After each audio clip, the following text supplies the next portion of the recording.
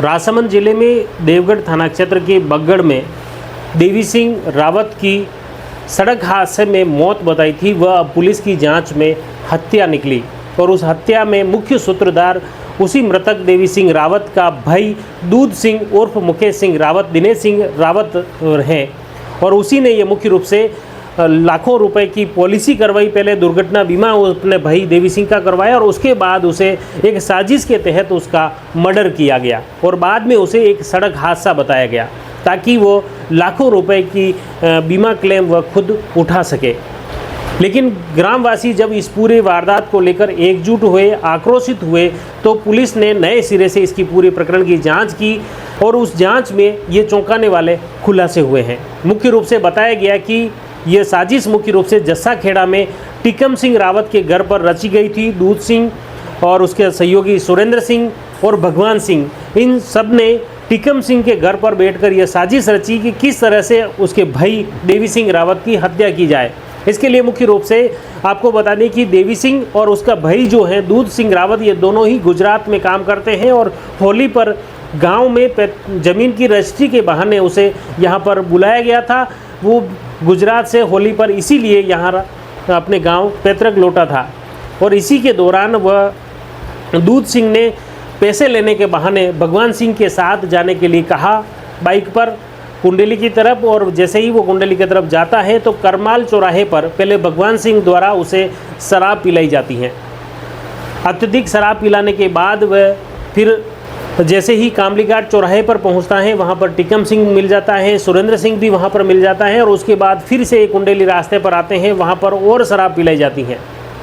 उसके बाद वहीं पर एक सिर पर पत्थर पटक कर उसे गंभीर घायल कर दिया जाता है और फिर ये उसी एक ही बाइक पर तीनों लोग कुंडली मार्ग से वापस इस तरफ आते हैं और वहाँ पर सड़क किनारे उसके शव को एक्सीडेंट का रूप दिखाने के लिए सड़क पर फेंक देते हैं। बाइक को भी वहीं पर छोड़ देते हैं और उसके बाद ये वहाँ से खेतों के रास्ते पैदल निकलते हैं और उसके बाद फिर बाइक से वे अपने अपने घर लौट जाते हैं।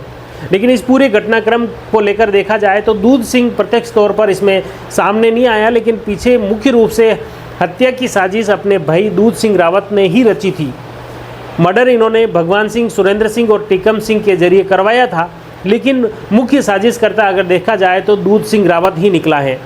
भीम के पुलिस उप अधीक्षक राकेश वर्मा द्वारा बताया गया है कि इस पूरी साजिशकर्ता में मुख्य दूध सिंह रावत हैं, जिसने पहले लाखों रुपए का बीमा करवा लिया था और उसके बाद इस मौत की साजिश, उसने हत्या की साजिश रची, जिसे उसने रूप ये दिया कि सड़क हादसा हुआ है। फिर उसके बाद इस जो ये पूरा घटनाक्रम हुआ, पुलिस ने सभी तथ्यों पर गहन तहकीकात की तो ये सब कुछ खुलासा हुआ है। लेकिन इससे जैसे ही ये हत्या की घटनाक्रम हुआ है, उसके दूसरे दिन दूध सिंह रावत तत्काल पुलिस थाने में पहुंचता है, वहां पर रिपोर्ट देता है दुर्घटना की। पुलिस भी उसी आधार पर एफआईआर दर्ज कर लेती है, पोस्टमार्टम भी उसी आधार पर होता है और आनन फानन में सबका अंतिम संस्कार कर दिया जाता है, जिसमें गांव के सभी लोग शामिल भी नहीं हो पाते हैं। लेकिन जो जैसे ही ये मामला धीरे धीरे सामने आता है तो आग की तरह पूरे गांव में ये बात फैल जाती है और ग्रामीणों को ये शक होता है कि उसकी मौत नहीं हुई है, हत्या हुई है।